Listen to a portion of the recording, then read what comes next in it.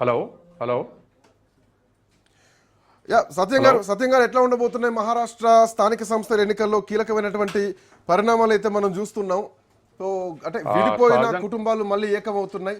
ఎట్లాంటి పరిణామాలు ఎక్స్పెక్ట్ చేయొచ్చు ఈ మున్సిపల్ ఎన్నికల్ని, స్థానిక సంస్థల ఎన్నికల్ని? సహజంగానే బీజేపీ వాళ్ళు ఓపెన్ గానే గతంలో మోడీ ప్రకటించాడు. ఆ ప్రాంతీయ పార్టీలు, చిన్న చిన్న పార్టీల వల్ల రాష్ట్రాల అభివృద్ధి దెబ్బతింటున్నాయి. తర్వాత ఉచితాలకు ప్రాధాన్యత ఇస్తున్నారు. తర్వాత స్థానిక అవసరాల కోసం సమగ్రమైన దృక్పథం లోపించడం వల్ల దేశానికి, రాష్ట్రాలకు నష్టం జరుగుతుందని చెప్పేసి వాళ్ళు సైద్ధాంతికంగా ప్రాంతీయ పార్టీలు వీక్ కావాల్సిన అవసరం ఉందని చెప్పేసి వాళ్ళు ఓపెన్ గానే చెప్పారు గత 4-5 ఏళ్లుగా. దాంట్లో భాగంగానే వాళ్ళతోటి పొత్తు పెట్టుకున్నటువంటి అస్సాంలో ఏజీపీ అంతర్ధానం అయింది, ఉత్తరప్రదేశ్లో బీఎస్పీ అంతర్ధానం అయింది, గోవాలో గోవంతక్ పార్టీ అంతర్ధానం అయింది, హర్యానాలో చౌతాల పార్టీ అంతర్ధానం అయింది. ఇట్లా చాలా ప్రాంతీయ పార్టీలు దరిదాపు బీజేపీ తోటి తట్టుకోలేక డిజపేర్ అయినటువంటి పరిస్థితి చూశాం మనం.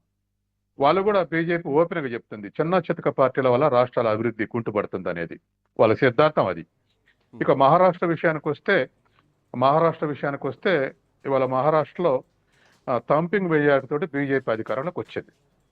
అలా బీజేపీ స్వతంత్రంగా ఎట్లా అధికారం రాగలిగింది అంటే, ఇటు ఎన్సీపీ జీలిపోవడం అసెంబ్లీ ఎన్నికల సమయంలో, తర్వాత శివసేన జీలిపోవడం, ఆ శివసేన నుంచి మళ్ళీ షిండే జీలిపోవడం, తర్వాత కాంగ్రెస్ బలహీన పట్టడం, ఇవి ఇట్లా ప్రతిపక్షం వైపునటువంటి ఘటనలో అనేక పార్టీలు విభేదాలతో ఉంటే, మరొక వైపు షిండే పోయి బీజేపీతో కలవటంతో, తర్వాత శరద్ పవార్ నుంచి జీలిపోయి అజిత్ పవార్ తోటి కలవటంతో అధికారంలోకి రాగలిగింది.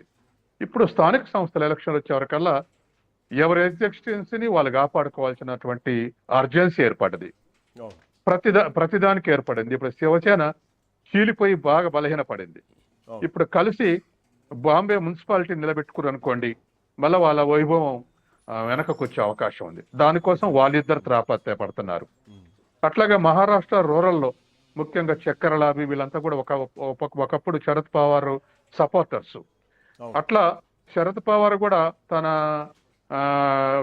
కొడుకు వరుస అయినటువంటి అజిత్ పవార్ ఇద్దరు చీలిపోవటంతో వాళ్ళు కూడా రూరల్ ఏరియాలో బలహీనపడ్డారు.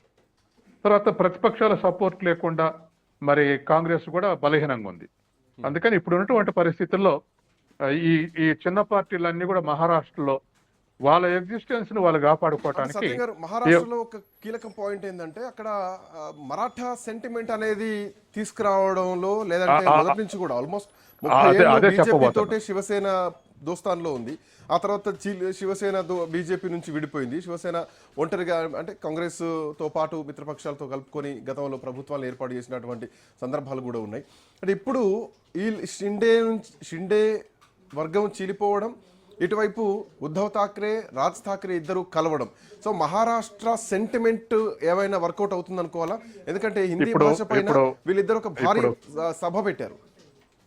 ఇప్పుడు బాంబే ఎలక్షన్స్ కు మళ్ళీ సాధారణంగానే బీజేపీ కేంద్ర పథకాలు అన్నిటి పేర్లు కూడా హిందీలోనే పెడుతుంది.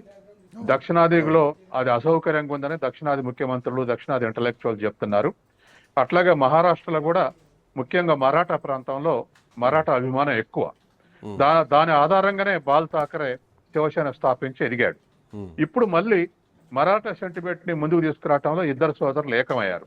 కాబట్టి మన మరాఠా ప్రాంతాన్ని, మరాఠా భాషని బీజేపీ హిందీతోటి ఎంకరేజ్మెంట్ చేస్తుంది.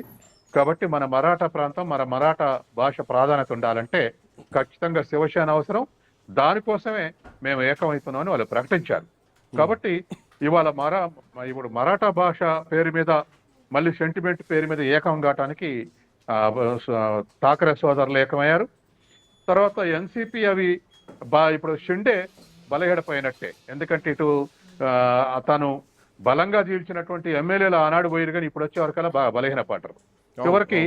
చివరికి ముఖ్యమంత్రి అయితే అనుకుంటే షిండేని ముందే నష్టం చేస్తారు అనుకున్నప్పుడు ఒక చిన్న డైమెన్షన్ ఇచ్చారు, అయితే షిండేనే చేయవచ్చు ముఖ్యమంత్రి అని.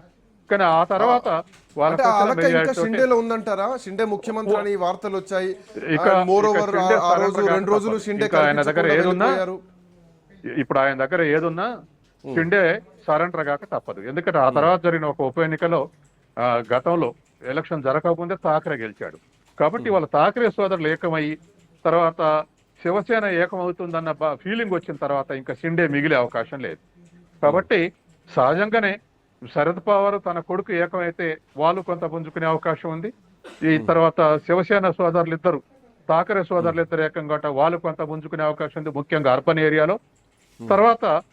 తర్వాత ఇవాళ ఉన్నటువంటి ఒకవేళ ఎన్సీపీ తోటి పొత్తు పెట్టుకుంటే అక్కడ కొన్ని పాకెట్స్ లో వర్లీ మొదలైన ప్రాంతాల్లో వామపక్షాలు, తర్వాత అర్బన్ లో ఇంకా ఇతర పార్టీలు, ఇటువంటి ప్రజెంట్ వర్కర్స్ అండ్ పార్టీ, పీడబ్ల్యూపీ ఇటువంటి పార్టీలు ఏకమైతే ఎన్సీపీ తోటి కొంత అర్బన్ లో, రూరల్ అర్బన్ లో వీళ్ళు, బాంబే తర్వాత అర్బన్ లో మొదలైనటువంటి అర్బన్ లో శివసేన పుంజుకుంటే రేపు కొంత మేరకు బీజేపీ వ్యతిరేకంగా పోరాడే వాళ్ళకేమో కొంత అనుకూలత ఏర్పడుతుంది. కాదు బీజేపీ తోటి బేరం ఆడాలన్నా బేరమేడే శక్తి పెరగాలంటే ఈ రిజల్ట్స్ లో వాళ్ళు పుంజుకోవాల్సిన అవసరం ఉంది. కాబట్టి రెండు వైపులా ఎవరి అస్తిత్వాన్ని వాళ్ళు కాపాడుకోవటానికి ఏకమవుతున్నారు. మరి బీజేపీ మంచి ఊపులుంది, థంపింగ్ మెజార్టీ తోటి వచ్చినటువంటి సీట్లతోటి. స్థానిక సంస్థల ఎన్నికలు వచ్చే వరకల్లా కొంత చీలిపోయే అవకాశం ఉంది ఓటింగ్ శాతం.